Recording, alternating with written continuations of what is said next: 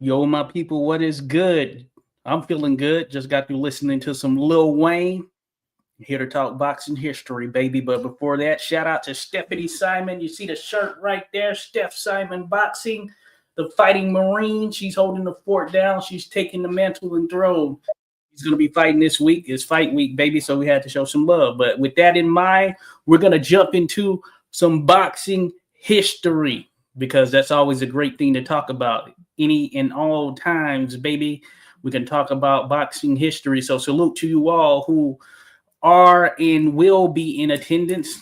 Matter of fact, those that may join on Facebook, certainly not guaranteed, but those that may join, gonna go ahead and set that up to the public right there from an audience perspective. So appreciate you dropping by here for sure. Once again, Joshua here, and we're talking boxing history like no other does. Like no other. And we're gonna jump straight into it. But before that, let me send a shout out to all those that are dropping by right here, right now. Cheers to my man, Dan.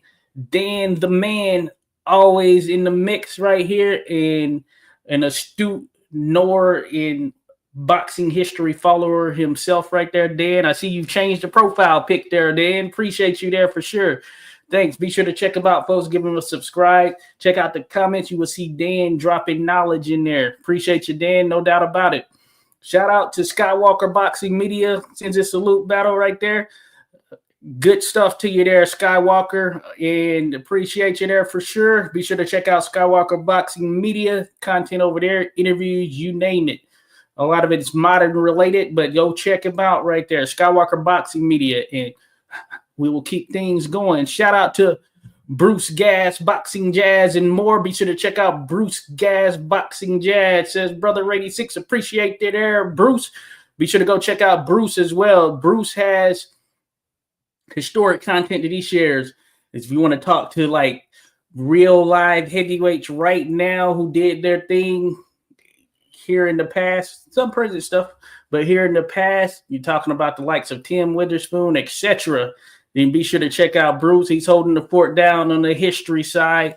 Appreciate you there, Bruce. And he does trivia, so historic trivia. So I'm looking forward to more of that there, Bruce. Keep it going for sure. Everybody sends their regards, so we appreciate all of you here right now. So if you know, and real quick, Skywalker Mentions has been doing a little history with Bob Foster Museum. Need to do some edits and drop more videos from the visit. That's awesome right there. Bob Foster, former light heavyweight world champion, one of the biggest knockouts in boxing history, or one that I rank high there when he knocked out Dick Tiger. And he was a puncher in the sport, fought at heavyweight as well, and definitely one to watch right there out of Albuquerque, New Mexico, where Skywalker's holding it down as well. So salute to that there, Skywalker. That's what I said. Go check him out. It's got some historic stuff over there. So thank you all for joining, of course. We're talking Irish boxing history in the 1800s specifically. Now, of course, I don't know every single boxer in Irish boxing history that dates back to the 1800s. That being said, that doesn't mean we can't have the discussions and talk about them. As a matter of fact, you know how it goes. And like and subscribe to the channel there. Appreciate you. Be sure to like and subscribe. Again, 86 boxing history every night, baby. That's the intent. But anyway, as it relates to Irish boxing history from the 1800s, man, it goes deep. It goes deep, far beyond my depth, as a matter of fact. Probably far beyond the depth of many alive here today. And boxing has such a storied and deep history that it's hard to center in on any specific fighter in general who has fought through Irish history. But that being said, there are some standouts, and we're going to talk about some of those. And maybe there are some obscure Irish fighters who have fought. A lot of these guys, representing, I'm talking about those born in Ireland. There are many of Irish descent, but these are those fighters that are born in Ireland and have applied their trade here in the sport. That's the intent. And we are looking to essentially highlight those boxers and show them some love as we go through sort of some of the history. And now I will tell you that I only have as far as what I prepared for this, I only have, let me see here, 4 placards or 4, I guess you call them, I call them like notable fights listings. And that's for George Gardner, Jimmy Gardner, Jack Dempsey, and Tom Sharkey. I feel like there was a 5th that I had that I forgot to upload, but it could be wrong. But anyway, so this is interactive, as mentioned.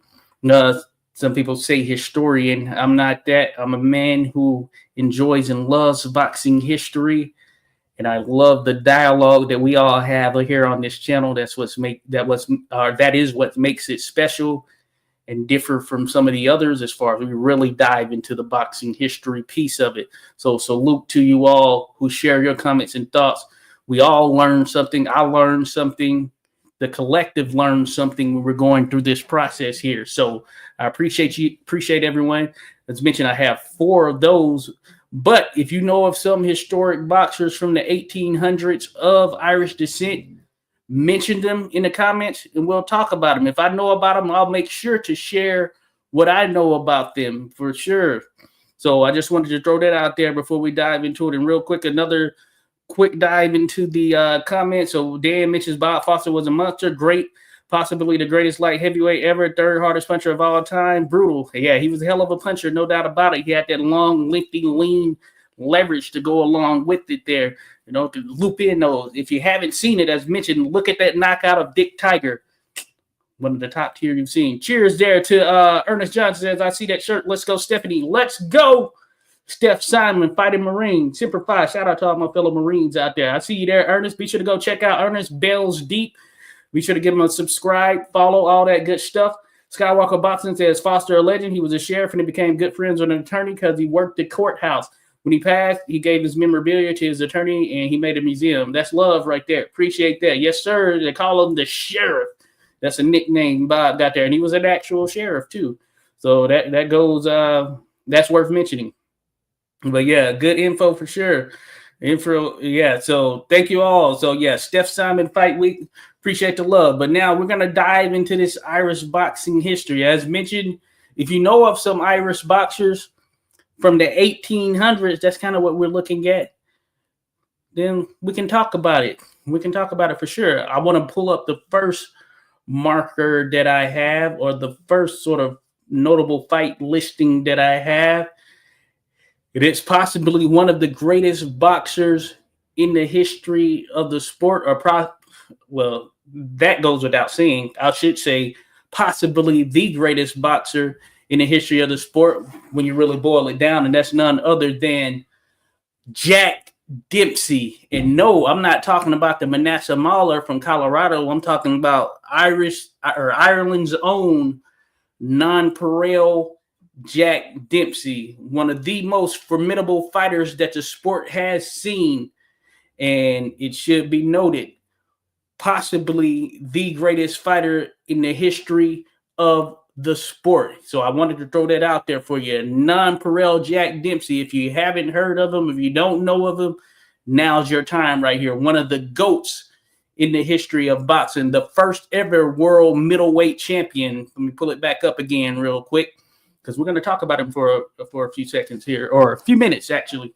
So nonpareil Jack, you see the record right there: 51, 3-11, 24 knockouts, 1 no decision, 3 no contest. Notable fights.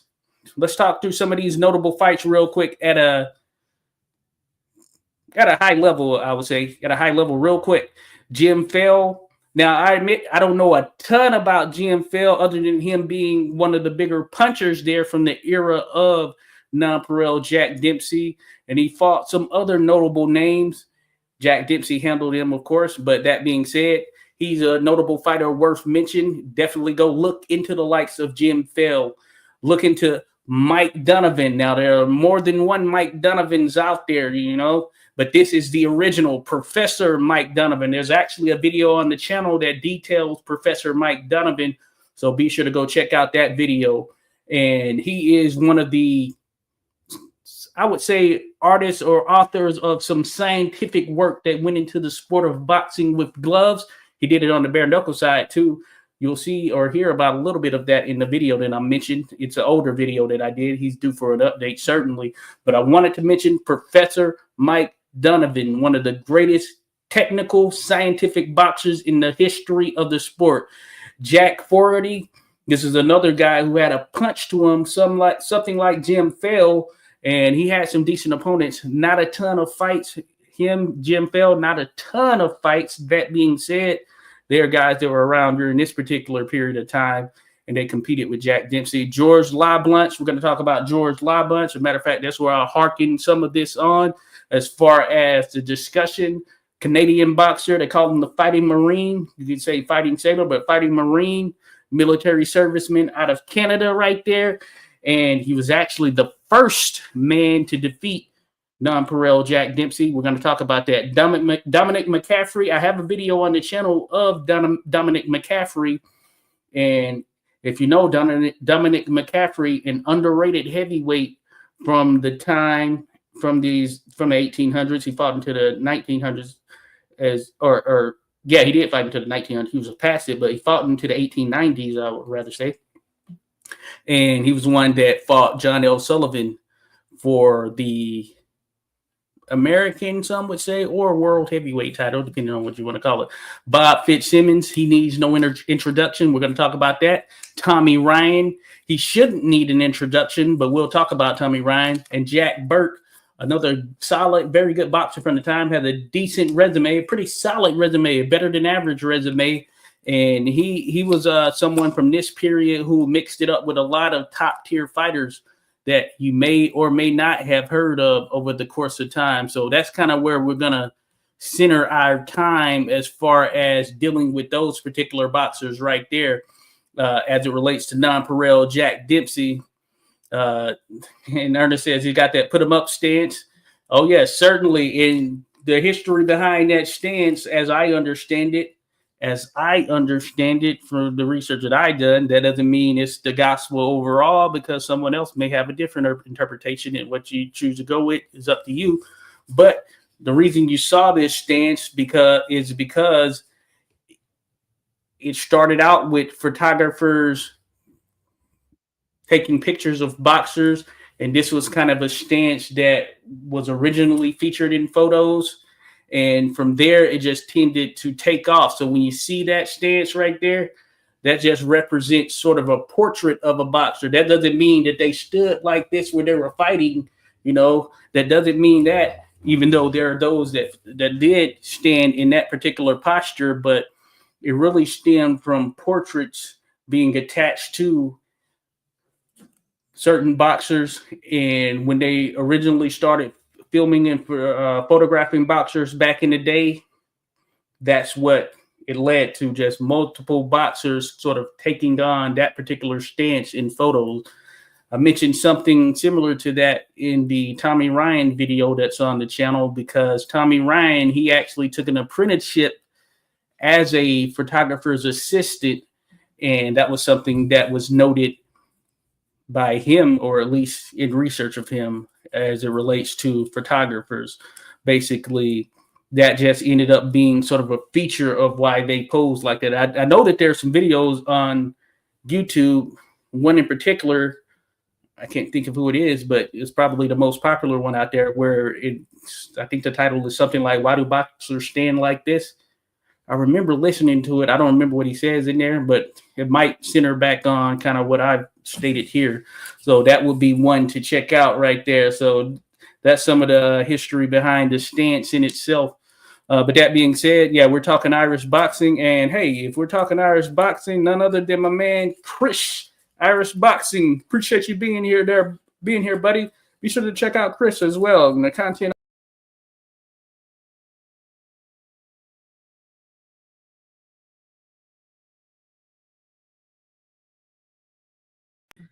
Oops, I did it again. Man, it's so sensitive when you're using a sort of a pad and you move with a certain amount of fingers, and it will just throw you out of here. But anyway, shout out to Chris, Irish Boxing. Salute to you there, Chris. Always good talking about boxing with you there, Chris, and all the stuff that you share. So salute to you. Skywalker mentioned I always thought they fought in that stance back in the day. Some and that was sort of a posture that was taken on. You know, you kind of have that lead hand out there that is going to be that jab hand. So there were some who fought from that stance, especially if you're going back, even in some of the times of the bare knuckles. But certainly not everyone fought in that stance. Just because you saw it in that picture doesn't mean that they were standing there fighting like that. That was meant to be a portrait. So shout out to Chris again, Irish Boxing. So salute there to you, Chris. Appreciate you there, buddy. But yeah, we're talking Irish boxing. We started with Nonpareil Jack Dempsey. As mentioned, one of the greatest fighters of all time, possibly the greatest fighter of all time, depending on how you view and look at things. The first ever world middleweight champion recognized in boxing history.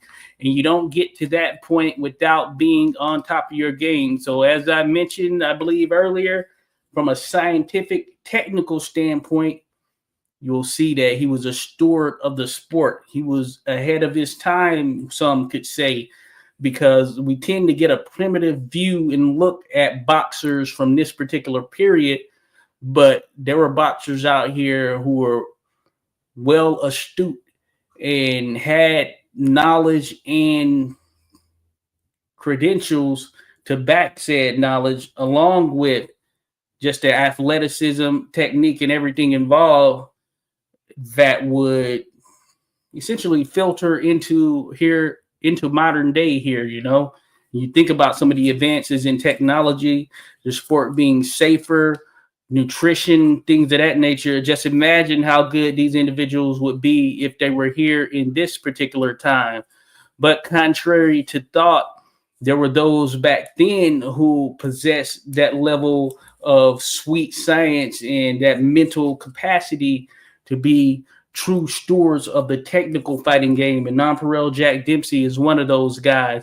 He had a mix of just about everything. While he doesn't have a ton of knockouts, 24 in those 50-plus fights, he had enough to show that when he needed to and he could get a guy out of there, he could get them out of there for the most part, at the very least, But, as the competition rises, of course, then you tend to see less knockouts because you're dealing with higher level fighters there for sure. And Nonpareil Jack Dempsey, as I mentioned, first world middleweight champion. He's from Ireland. I forget the actual part of Ireland that he is from, but he is from, as in born in Ireland, and ended up making that trip foray here to the United States, which became his home essentially. I mentioned George LeBlanc, who is the Canadian fighter. This was the fighter who ultimately gave Nonpareil Jack Dempsey his first defeat in the sport of boxing. His first defeat, and that was by virtue of what was called the pivot punch, which here in modern day is essentially a spinning back fist. We see that in MMA, right? That spinning back fist.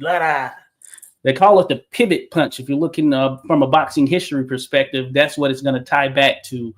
And this happened in that contest with Nonpareil Jack Dempsey, and he was able to knock out Jack Dempsey. As a matter of fact, Jack Dempsey's first loss came via LeBlanc, and it was via knockout. Of course, Dempsey would rebound to go on and continue to do great things.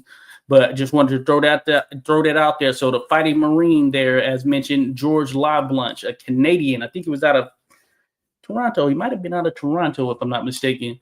But that being said, he was a pretty solid, scrappy guy just from an overall perspective. There are some pictures and things that are out there. You don't have any video of any of these guys, of course, but you see some of the pictures. You can see that he was solidly built.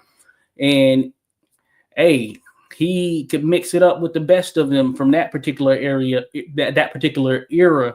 And I know that they had on some thin gloves. I don't remember how many ounces, but LeBlanc and, of course, Nonpareil Jack Dempsey, they were accustomed to that.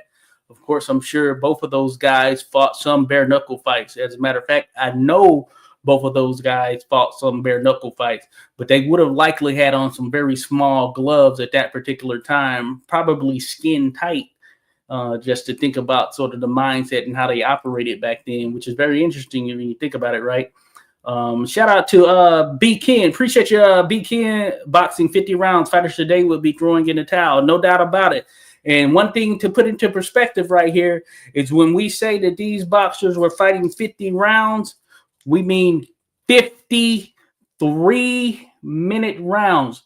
So just for clarification purposes, and I'm sure I've shared this before, when you look at the London prize ring rules generally, or the bare-knuckle rules, somewhere in that range, or those that fall into those categories, the way they operated was that if you knock a fighter down, then that was considered the end of the round. And they go back for either 30 seconds or a minute's rest, and then they proceed. So sometimes when you looked at fights of that caliber, when they were knocked down, or when you saw a ton of rounds, some of it attributed to knockdowns that took place, or sometimes even a fighter would intentionally go down or whatever to save face, save themselves, or get that extra break or win.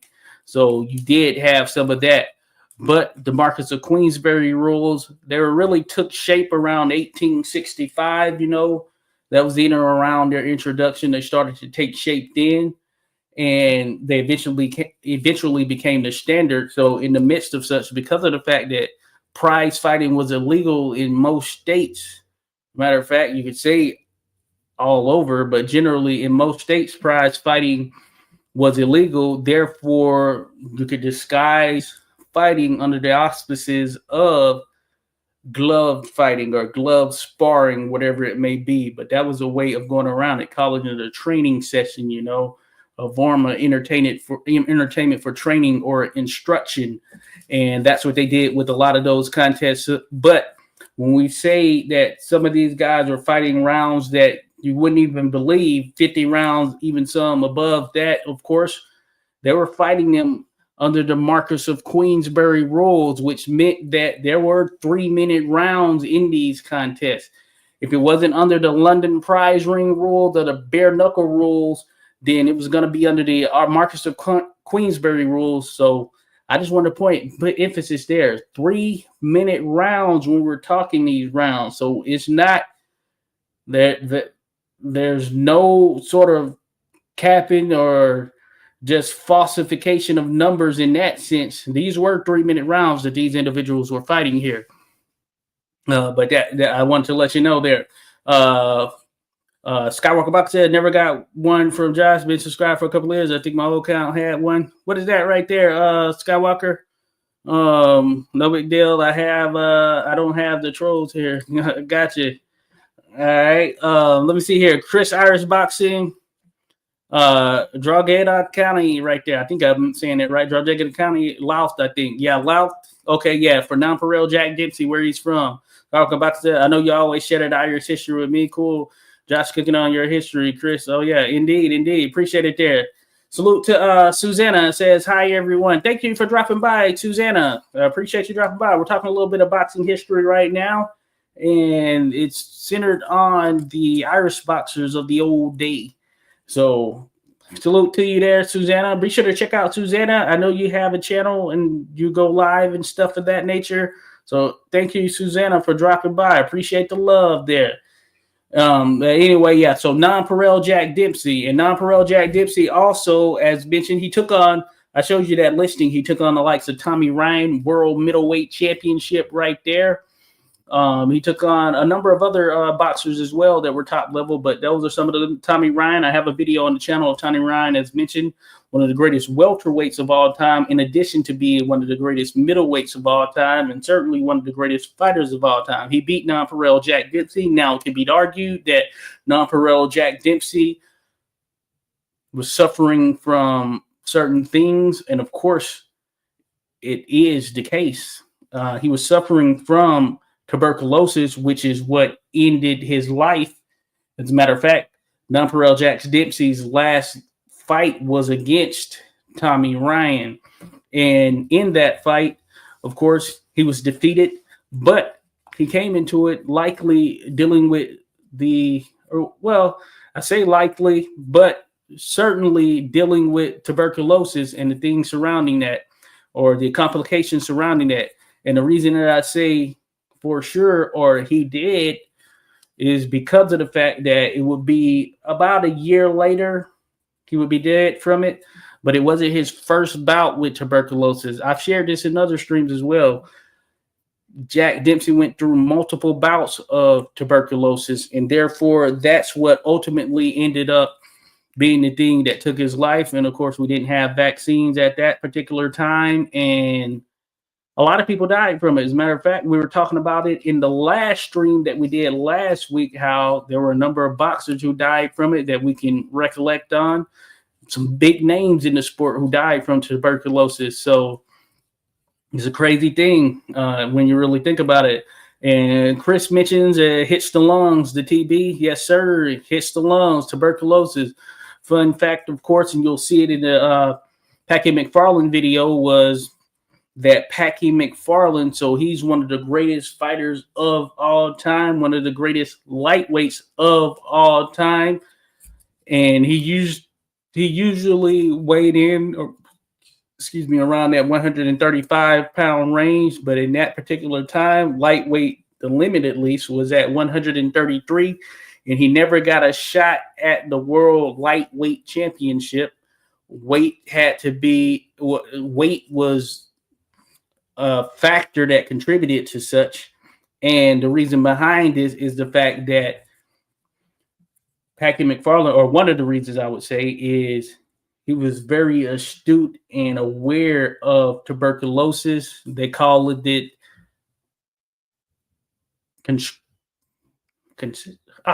I forget what they call it. It's something with a C, conception, or I forget the other term they get it.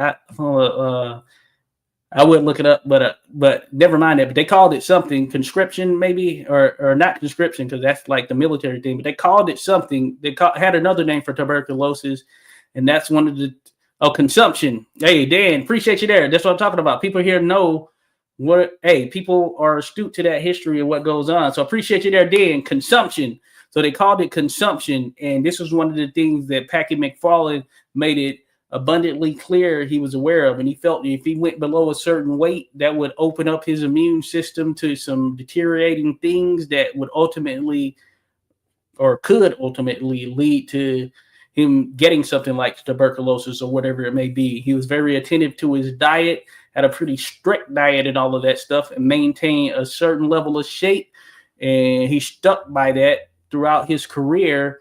And therefore, that's one of the reasons he refused to go below a certain weight. He didn't want to subject himself to any adverse effects that could come about by dropping more weight than what his body probably would have allotted, So interesting when you think about it, right?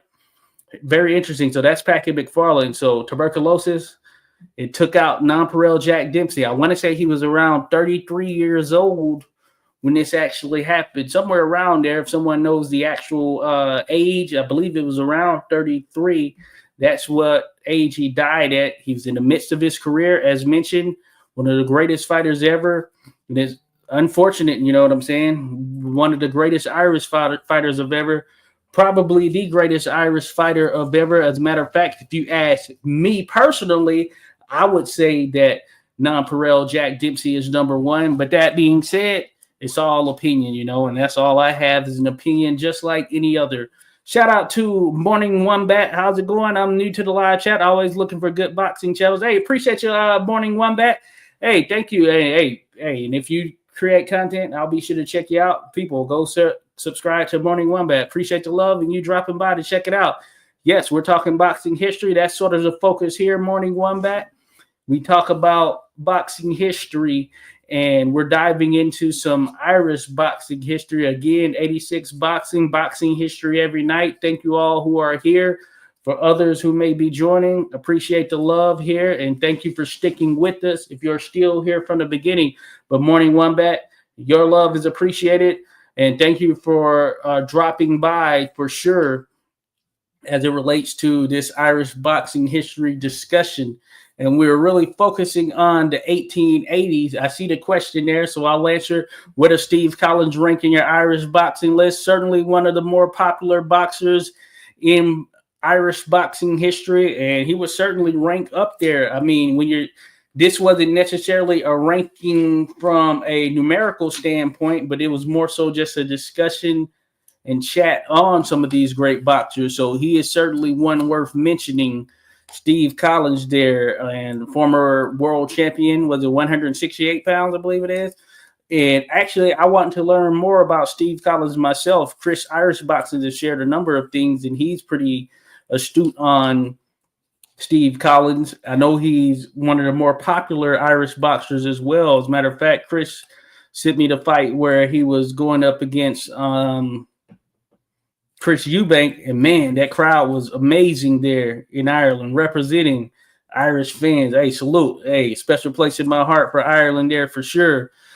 So he is definitely one that you would rank up there and one that you would mention, no doubt about it there, Morning Wombat. This one we're kind of focusing on 1800s fighters. That being said, Steve Collins, no doubt a legend of the game, just considering that level of popularity he was able to reach representing his country. And that's far beyond what many fighters get to right there. So much love to him, and he can back it up there in the ring for sure. So thank you for that. Appreciate you dropping by. Chris mentions consumption, the devil's disease, and it was contagious. Yes, sir. Local celebrity. He's huge here in Ireland. Chris Irish Boxer. So yeah, Collins definitely ranks up there. And as a matter of fact, Nonpareil Jack Dempsey, for his time, he was one of the most popular boxers in the sport, arguably the second most popular boxer in the sport behind none other than John L. Sullivan, who he crossed over and crossed paths with during that particular period. So were it not for John L. Sullivan, Nonpareil Jack Dempsey would have been the most popular boxer in the sport during the time that he was competing, for sure, there in the 1880s, which was where both of these guys were sort of at their peak of celebrity, so to speak. And this would have extended beyond just boxing, truly. It would have been one of the most popular individuals in the world, period. So not just one of the most popular boxers, but individuals just in general. You think about it, Sullivan, world renowned as the world heavyweight champion, and what it meant for that particular period in time. The first sports superhero or superstar, he was really that. Talking about mega star in the sport there. So Nonpareil Dempsey was right there behind him. So he had a lot of fanfare and backing. As a matter of fact, that's kind of how his nickname derived, Nonpareil Jack Dempsey. Nonpareil because people viewed him as unbeatable during that particular period. So I'd imagine it was a shot when he actually did lose. But that being said, that's where the Nonpareil derives from, just from his view of being unbeatable.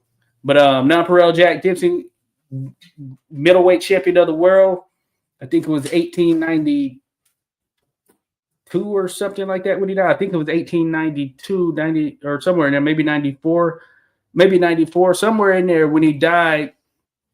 But the thing about it is he just missed that video era. So it might have been 94, but he died just before we got to that video era, which would have been amazing to see. So we do have some pictures of him. We don't have video of him, but man, it would have been amazing to see Nonpareil Jack Dempsey because he had the style to carry that into older age, even when he was beyond just the general pound or just the general prime of his career, stylistically and given his astuteness from a technical side, he would have had he would have been astute enough and would have carried that into boxing history. Hold on, let me pull this up here while I let my dog go out of the room. She gave me that notification. I don't know what it is, but she wants to leave up out of here. But we're gonna jump into the next guy. Appreciate you there, Barrow. I had her she's in some videos as a little person or a little object or whatever it may be. But we're gonna jump to the next guy I want to talk about here, and that's Tom Sharkey. We talked.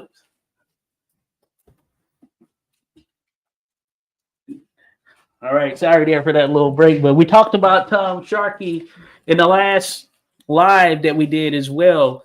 So Tom Sharkey, former world heavyweight title challenger, and hey, as mentioned in that last broadcast or chat, potentially could have been the heavyweight champion of the world had it gone a little bit differently for him. He's from Dundalk, Ireland, and he is one of the biggest punchers the sport has seen.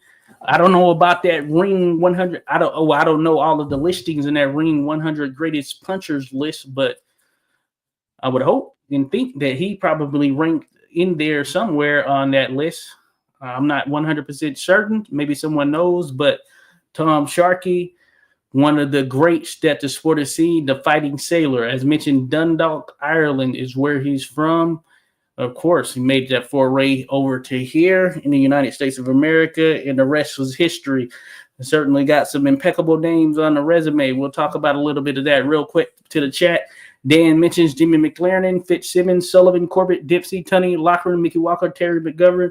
Yeah, mentioned a lot of individuals who have ties to Ireland or of Irish descent. Jimmy McLaren, one of the greatest, most underrated fighters that is out there. So certainly one worth mentioning, representing, holding it down for Ireland. Morning Wombat says, when did they start officially recognizing an Irish title? Early mid-1800s. I'm not 100% certain on the Irish title aspect. I'd imagine it could have come somewhere around there. It might have been early 1900s. With that being said, I know that the first recognized world middleweight champion was from Ireland in Nonpareil Jack Gypsy, who we were discussing there, Morning Wombat. I had to look into that. That's a good one to take down right here for sure, because that's of intrigue. Unless someone knows, that is certainly of intrigue right there. But I don't know exactly when they would have recognized the Irish title and the sort of prestige it was held in during that period. You know, I'm taking that down. When did the Irish titles gain significance? So yeah. So I'll have to dive into that myself there. Can't give you that answer, Morning Wombat. I know that the titles, of course, besides sort of the American, British titles, these would, I guess, be the Commonwealth titles, and then the Lonsdale title that came about. Those were held in very high esteem and regard. The Australian titles were held in high regard, particularly at heavyweight and middleweight. So those are some that certainly stand out from dating to sort of the late 1800s and diving in, or at least moving into the 1900s as well, the early 1900s. So those are certainly worth mentioning. Alexander Campbell, Mickey Walker has to be rated one of the 2 or 3 greatest, regardless of ethnicity. No doubt about it there, Alexander Campbell. Certainly, Mickey Walker, beast right there. No doubt about it. He, one of my favorite fighters as far as just thinking about some of the stories surrounding him, his fighting style, tenacity, and we have some film of him out there, and he wasn't afraid to fight bigger men. As a matter of fact, we have some video footage of him in there with bigger men. Max Smelling, Jack Sharkey, damn good boxer. Max Smelling, damn good boxer. Both of them former world heavyweight champions. Mickey Walker, the former world welterweight and middleweight champion, fought both of those guys. And we have film footage of it. If you haven't seen it, go check it out. He would definitely rate, of course. So, yeah, appreciate that mention right there, Alexander Campbell. We're talking 1800s boxing history in Ireland. But that being said, those guys are certainly worth mentioning.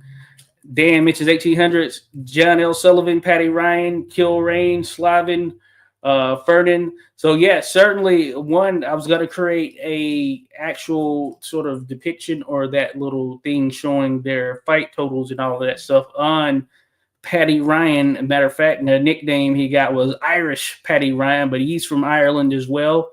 And a lot of his work took place in the world of bare-knuckle. Now, this was the first significant fight of Sullivan's career, and this was the guy that essentially, you could say, put Sullivan on and put him or got him over in the world of bare-knuckle, because that was a contest that they had. They had some gloves contests as well. if you look at Box Rec or something of that nature, you're not going to see much for Paddy Ryan. I actually have a video on the channel where I only talked about really his boxing fights, and there's a limited amount because these were actually Marcus of Queensberry glove fights that I was mentioning.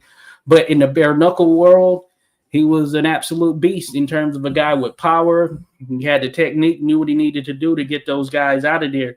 So when he went up against John L. Sullivan, there was an expectation by a number of people that Paddy Ryan would handle the young up-and-coming sort of brute that was John L. Sullivan. Now, history is what history is, and we know that John L. Sullivan won that contest. It must be mentioned, though, that Paddy Ryan did come in dealing with some kind of issue with his stomach. I don't know if it's an ulcer or what, but he wasn't necessarily 100%. He still carried on with the fight. And in all likelihood, John L. Sullivan would have still found a way had it been 100% Paddy Ryan. And I guess you can argue he proved such in subsequent contests where they did some things under the bare knuckle or under Marcus of Queensberry rules. Though Paddy Ryan, one of the greats from that particular period. Now, the thing about it, of course, I'm not a bare knuckle. I'm not deep on the bare knuckle history. So therefore, in those days, you'll probably see some names that you're not familiar with, but they were held in regard during that particular time. I don't have his resume up, but that being said, this is similar to some of the boxers, even just from when they were fighting under the Marcus of Queensberry rules, who might not have had a ton of fights. I was mentioning like Jim Fell, I think Jack Fogarty, who fought Nonpareil Jack Dempsey. These were individuals who ultimately ended up fighting, but didn't necessarily, or ended up building a name, but didn't necessarily have a ton of fights, and they're largely unknown during these days. So it was customary in some sense to see a guy who may have only had a few fights, 3, 4, 7 fights, whatever it may be. And when you're doing the bare knuckle thing, of course, there's a lot of damage you could take to your hands, which is one of the reasons the gloves were continually improved over the years. And then, of course, damage to other areas as well. So that's one of the things. But some others mentioned there, Kilrain, Slavin, Fernan, yeah, all top-tier boxers who did their thing. Who let the dogs in? The dogs, yeah. Then Donnelly was the champion of Ireland, and Tom Cribb. Oh, yeah, Donnelly, Dan Donnelly. I know the name. I don't know a lot about Dan Donnelly, so I can't speak on him to that degree. Great mention there, Alex. But, of course, I know of Tom Cribb for sure. Tom Cribb, so he was the champion of Ireland. Okay, yeah, I know he fought Tom Molyneux. We're talking bare knucklers here now, folks. But that ties back to that period, essentially, or thinking about great boxers or just fighters in general. So Tom Cribb fought Tom Molyneux, Bill Richmond as well, if I'm not mistaken. Yeah, I think he fought Bill Richmond, and he was held in high regards during that particular period. Champion of England as well, right? So shout out to Tom Cribb. Dan mentioned Mick Dooley, Torpedo Murphy, New Zealand was a monster. Yes, sir. Yeah, some of these Australians who were good. Chris says there's an Irish pub. There's a pub in Ireland that still has Dan Donnelly's arm in a glass cabinet. Okay, that's that guy. Okay, I know who you're talking about for sure now in terms of that sense, because I've seen that. It's a weird thing for sure. Very weird. But it's there, you just have that arm on display. It's just all crinkled. I've seen it. So, yeah, that's pretty crazy how that is. Or maybe not weird to some, but, yeah, interesting for sure. But, yeah, Dan Donnelly, I want to learn more about him. I've listened to some stuff and some others on YouTube who've shared some bare-knuckle information. And then, of course, mentioning I mentioned it before, a guy by the name of Darren Dobson. He has a bare-knuckle era Facebook group. Gets a lot of traction. It's pretty solid. Shares a lot of good information in there.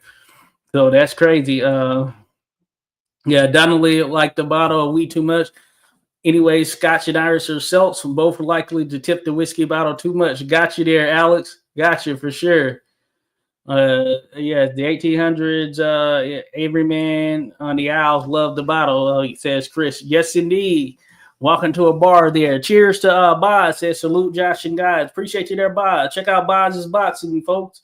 Be sure to give him a like and subscribe right there, Boz. Appreciate you showing the love, dropping by, even at this late time there on your end. So thank you for sure. But check out Boz. We're going to continue talking some boxing as we go on. But we're talking a little bit of Irish boxing history from the 1800s, that is. But, hey, some other stuff can come out there as well. Yeah, slap it almost your namesake there. Alex says, my dad was from Long Agro-British by law, Scottish by birth, a Highlander by the grace of God. Okay, awesome stuff there, Alex. Salute to my man Alex there. Sharing some good information right there, but that's awesome right there. I'm sure he knew his thing. He knew his way around licking a fighter or two. You know what I'm saying? Good stuff there, Alex. Appreciate you sharing. Western Scotland there, Boz mentioned. Hey, morning, Wombat. Again, appreciate you. Didn't they say that Ryan couldn't get out of the way of the right hand of Sullivan? Yeah, ultimately, that's what led to his downfall. I think it was only 3 rounds, if I'm not mistaken. And it was over. But yeah, certainly Ryan, he probably wouldn't have beat Sullivan had he been at 100%. That's why I mentioned that. But yeah, certainly Sullivan did his thing, came in there, and he was a man on a mission for sure. He knew how big this opportunity was, the magnitude of it. And he'd been looking for that chance right there. And he wanted that recognition. And the National Police Gazette, they backed Paddy Ryan. So therefore, you could say in a sense he became world champion when he won that, but I don't know that it's officially recognized as such, or it wasn't, and he didn't really get full recognition until 1889. But that being said, you can look at him. There were those that looked at him as the world champion, the American world champion, or the American champion there at heavyweight, but very interesting times for sure. Benny Lynch, the great Scottish boxer. Salute there, Boz. Yeah, good stuff. I know of Benny Lynch. Want to dive into him a bit more, but I do know of Benny Lynch. And, yeah, he was very solid.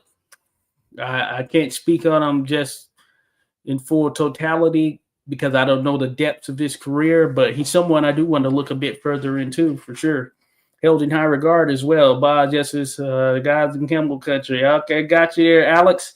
Nice shirt, Josh. First time seeing you in white. Oh, yes, sir. This is the Steph Simon boxing shirt right here, representing, showing love to Steph Simon, who fights this week, the Fighting Marine right there.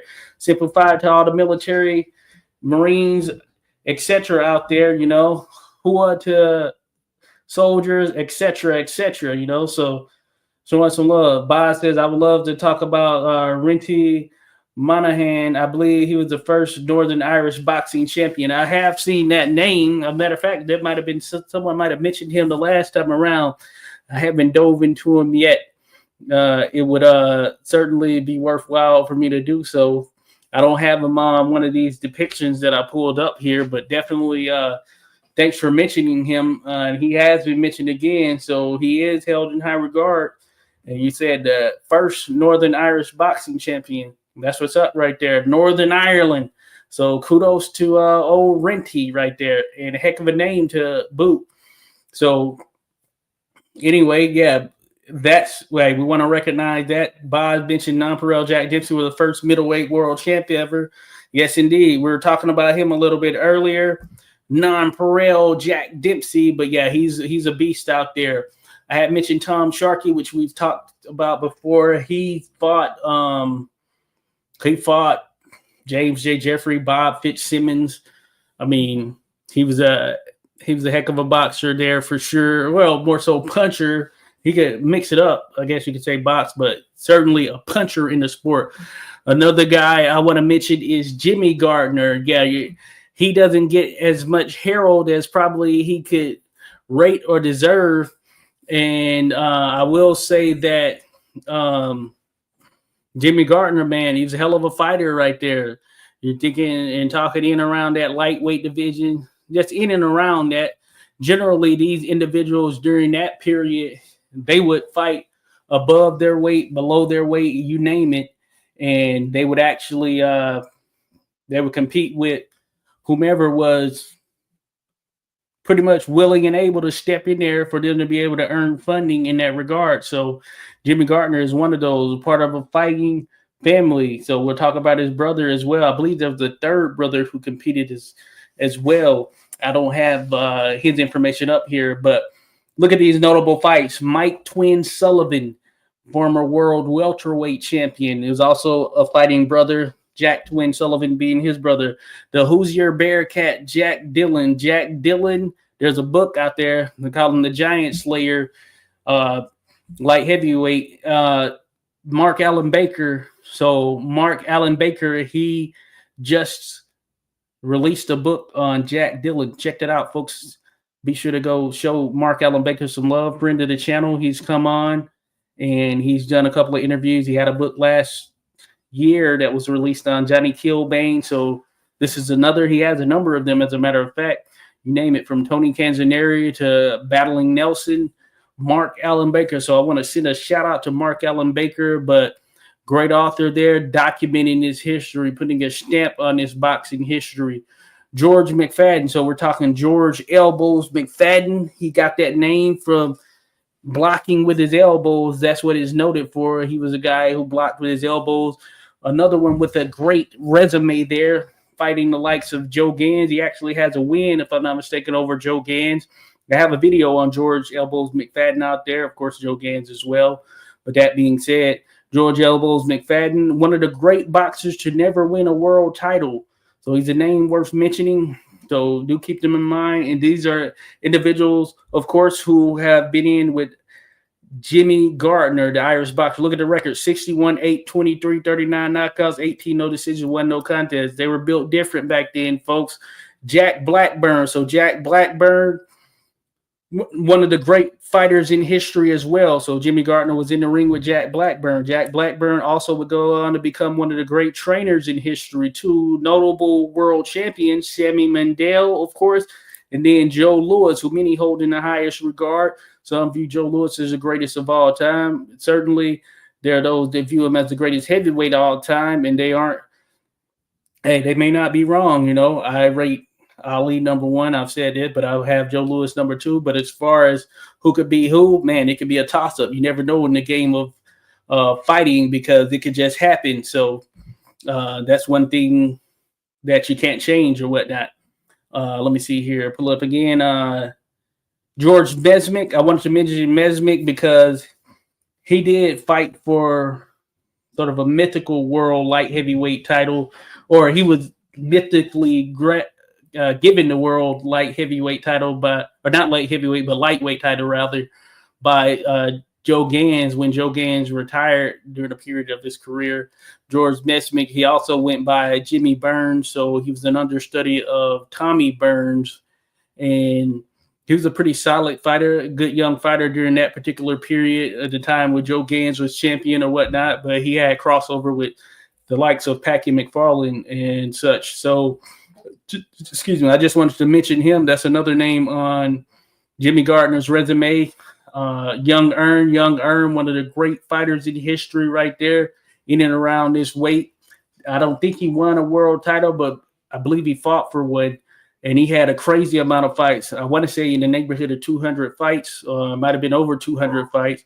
And he has a deep resume in the sport, was known to be a pretty astute boxer as well. Not a name that is out there here today, but a name you should know.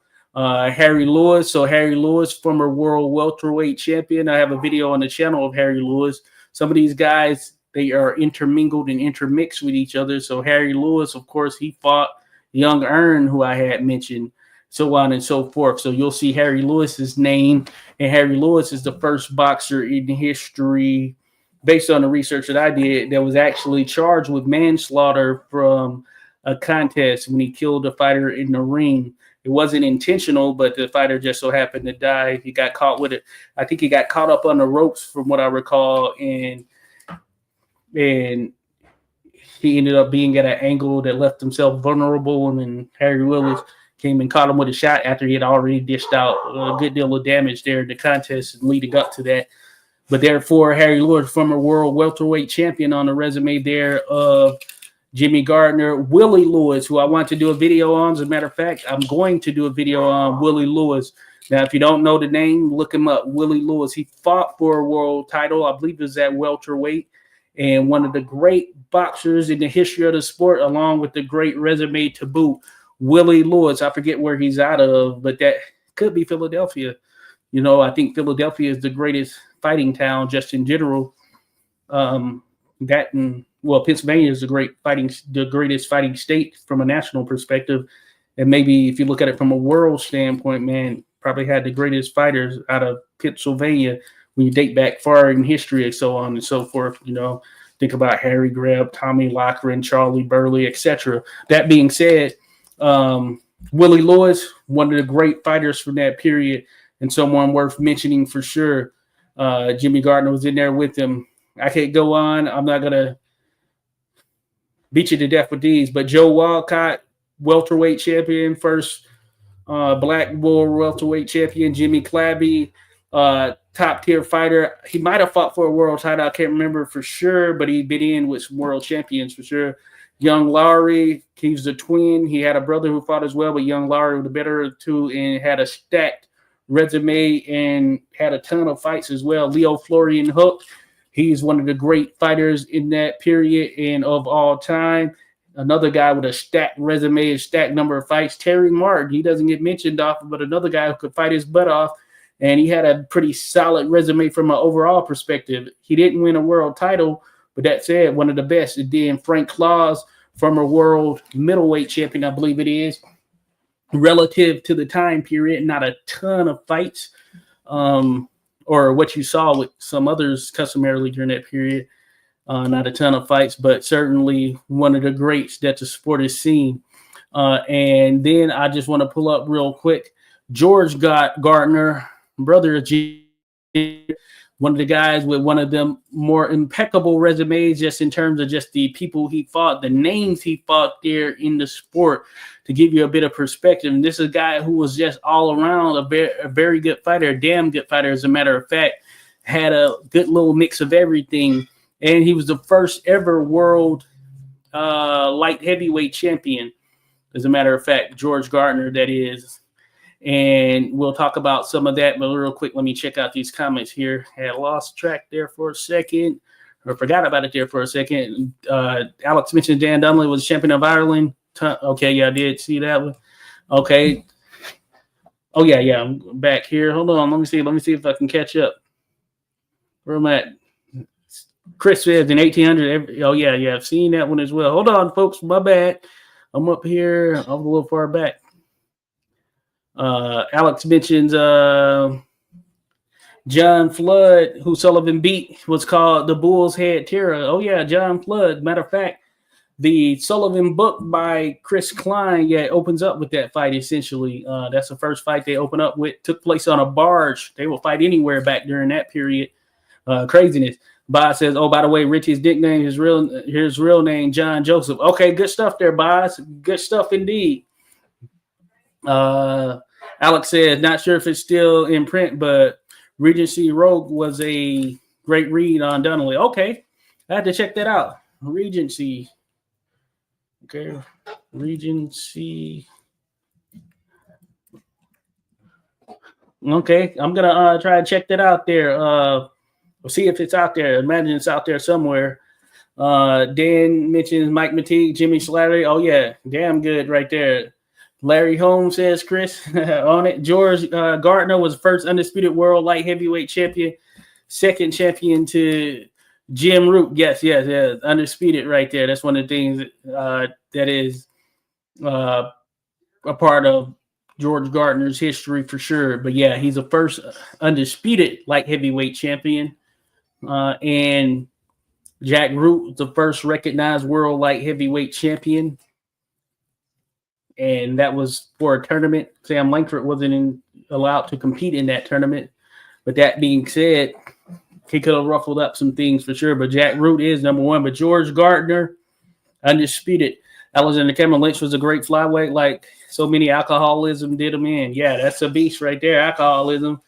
Just a little evil right there, a little evil alcoholism that crops his way into some things there. So it's so crazy.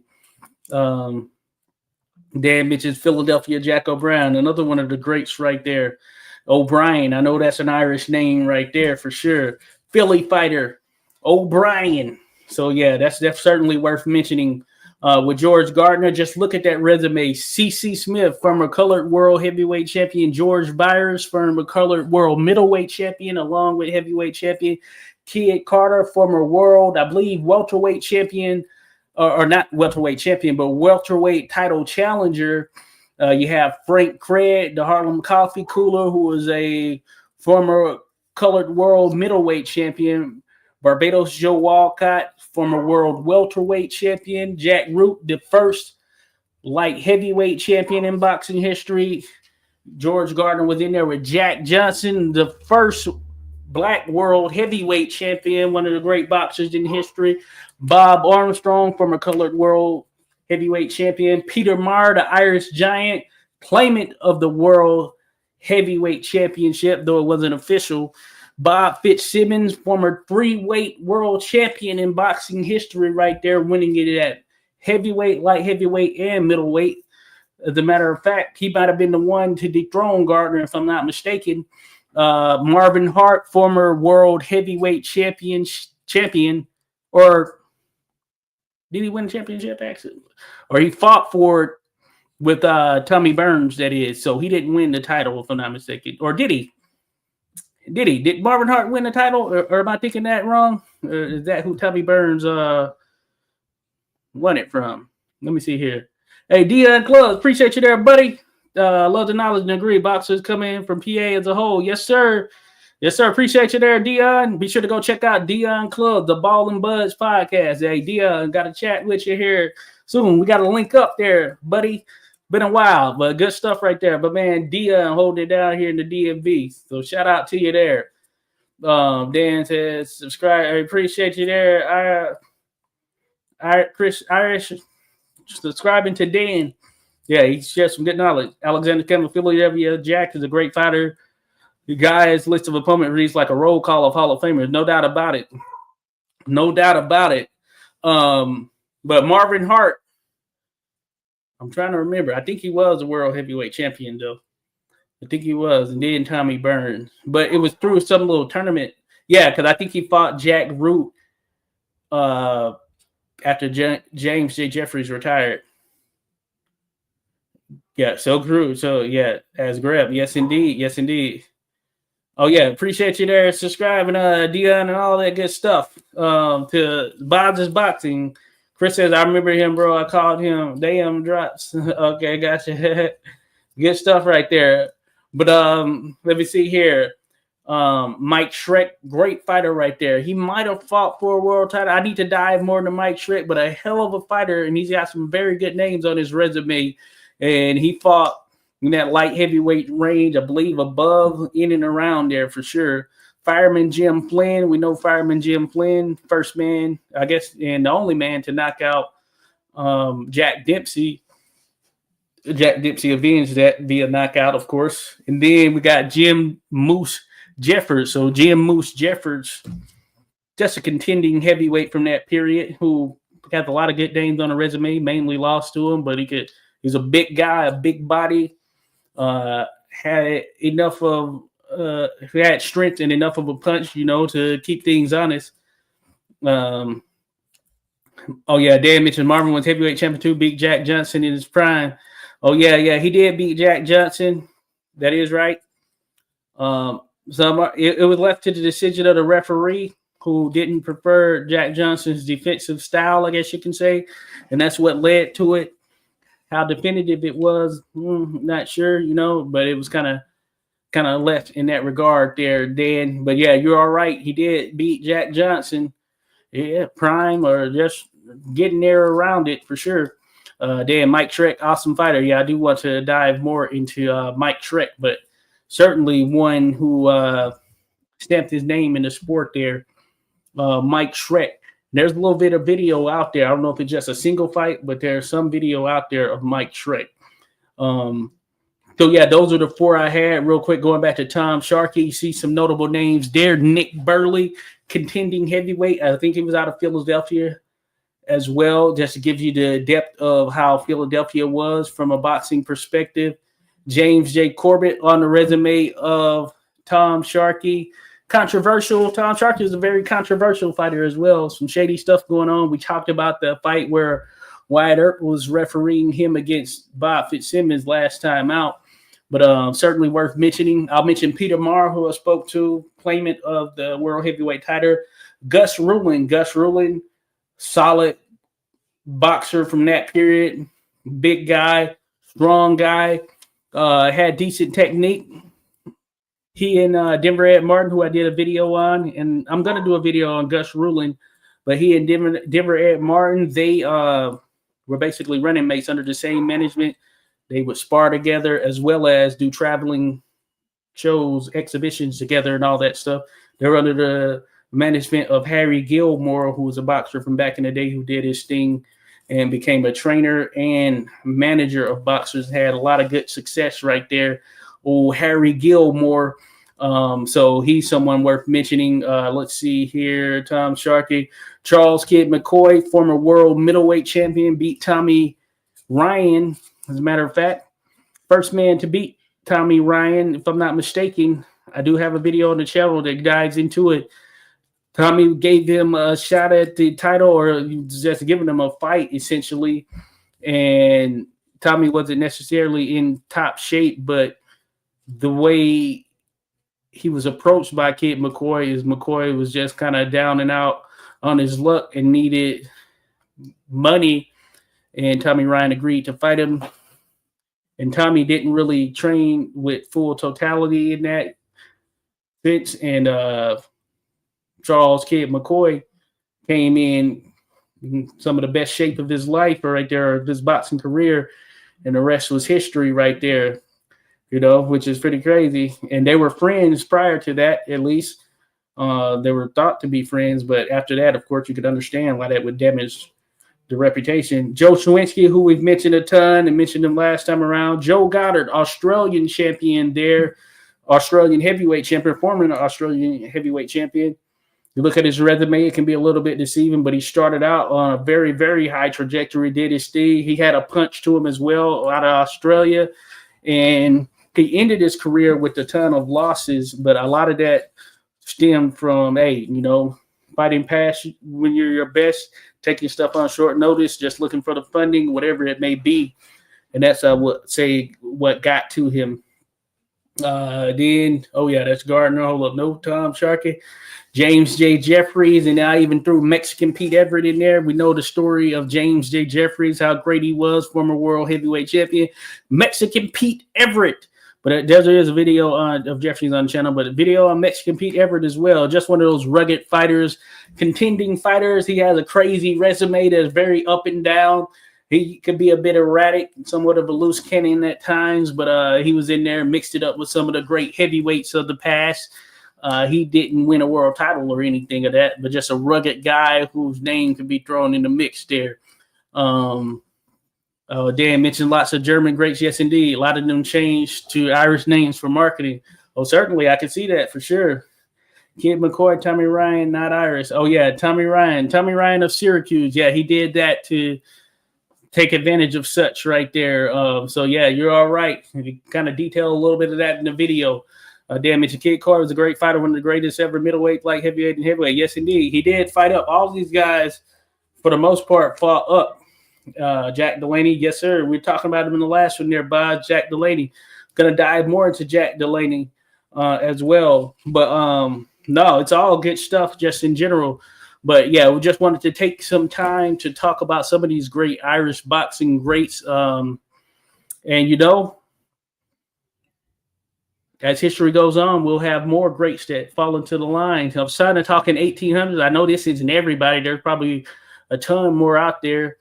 Like Jack McAuliffe, the Napoleon of the Ring, first ever world light heavyweight champion. As a matter of fact, I forgot. I was going to mention him. I have a video on the channel of him, but he was one who retired undefeated, which you could have an asterisk by that undefeated record of his. That being said, first world lightweight champion, as a matter of fact, and undefeated guy, known for his technique, the Napoleon of the Ring. You'll see some pictures out there of him in that stance as well. But he was known to be a pretty solid scientific boxer. And if you look at him, you can see that he wasn't this guy who was brawn and strength and size or anything of that nature. So he had to rely on that, no doubt about it. So that stuff you factor in. But yeah, with that in mind, yeah, as I mentioned, I'm sure there are others out there. Yeah, I wasn't thinking because when I was putting this together, I wasn't thinking, but Peter Marr, yeah, that's funny. I think about Peter Marr just because I've mentioned him. I don't have a thing done on, but Peter Marr, another one, one of the great heavyweights that the sport is seeing, is in, would you name it? As a matter of fact, claimant of the world heavyweight title, with the likes of Bob Fitzsimmons, Peter Jackson. Peter Jackson fought Peter Marr in Ireland. He defeated him. I think he knocked him out, as a matter of fact. And this was before Peter Marr came back to the United States for a second time to face to try and get a fight with John L. Sullivan. But yeah, I don't know why I wasn't thinking when I was putting it together, but certainly the Irish giant Peter Marr was one of the greats that the sport has seen right there. And depending on the era, possibly world heavyweight champion.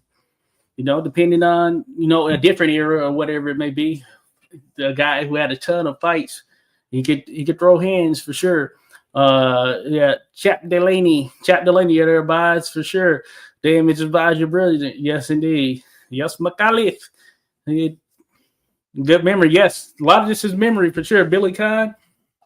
Oh yeah, Boz mentions quite a name. McAuliffe. Yes, Jack McAuliffe. Yeah, that's pretty awesome one right there. Boz, I'm not sure how many know James J. Braddock was Irish American, of course. Oh yeah, James J. Braddock right there. What about that little James J. namesake that was kind of fighting namesake that had traveled with time, stemming from some of the others with Jeffries, Corbett, Tunney. He was ultimately going to do that, but he ended up going with Gene. He didn't want to follow in that same bowl, but yeah, James J. Braddock, hell of a fighter right there himself.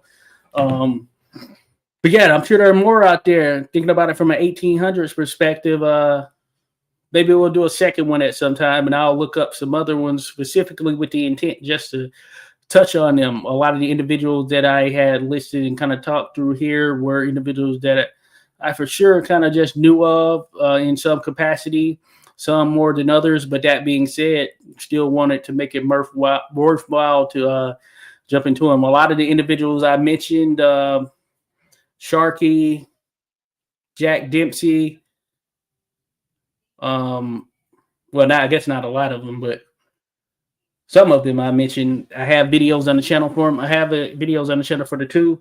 George Gardner, Jimmy Gardner, they pop up in some videos of some other fighters that I have on the channel that they faced.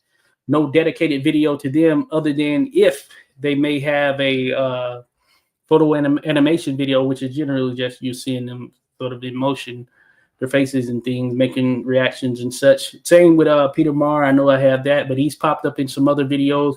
I haven't done a deep dive into him, but he's certainly a worthy name and one to mention there. But yes, other ones to come. Alex mentioned Fireman Jim Flynn was Italian. Flynn was his ring name. Oh, yeah, good stuff right there. Fireman Jim Flynn. I did mention him as an opponent there. Fireman Jim freaking Flynn. But yeah, hell of a competitor right there. I mean, scrappy, as tough as they come for sure. We have video of Fireman Jim Flynn out there. We got him in there with Sam Langford. So think about that. Getting him and Sam Langford in the mix there together. So it doesn't get much better than that.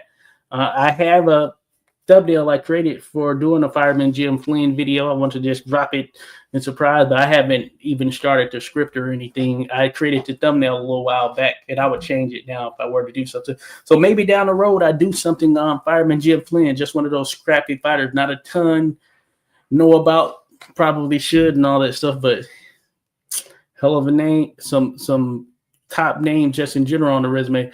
Cheers there to you, Just Frank, sending his regards right there. Says salute, gentlemen, to 86 Boxing Boz. Certainly appreciate that, Just Frank. Wrapping up here, but appreciate you dropping by. We're talking a little bit of Irish boxing there. Be sure to go subscribe to Just Frank. He's got some content on his channel for sure, some gaming content, maybe some other. Flynn Italian. Tell me what the heavyweight champion Jack Johnson beat was Italian, his name. Oh, yeah. Okay, cool. Playing Italian. Okay, Italian as opposed to Irish. Got you there, Dan. Got you. Bod says before World War One, there was a certain bias against Italian Americans. Guys like Lou Ambrose, Young Corbett, the third, and Midget Wolgass all use non-Italian names. Oh, interesting. Yeah.